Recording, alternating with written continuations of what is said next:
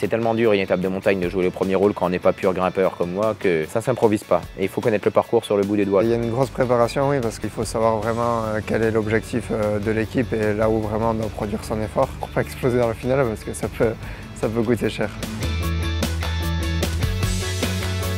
Si on a des ambitions sur l'étape de montagne du lendemain, il ne faut pas se lancer dans une échappée la veille. Il faut faire attention à l'alimentation sur le vélo parce qu'on va brûler beaucoup plus de calories dans une étape de montagne de 4 heures que dans une étape de plat de 6 heures, quoi. Il y a beaucoup moins d'aspiration en montagne. Ce qui est important, c'est plus le rapport en fait, poids-puissance. Il y a aussi les descentes qui sont techniques. Déjà, il faut prendre des risques quand ça vaut le coup dans une descente. Les descentes, c'est dangereux, quoi. On joue notre vie dans les descentes. Donc, il faut faire un petit check-up que les mécanos font de matériel pour que tout soit nickel. Il faut bien choisir ses trajectoires déjà, je pense que c'est important. Et puis après c'est le positionnement, hein, parce que forcément plus vous êtes derrière, plus vous devez freiner, et plus ça fait un effet d'élastique au pied du col.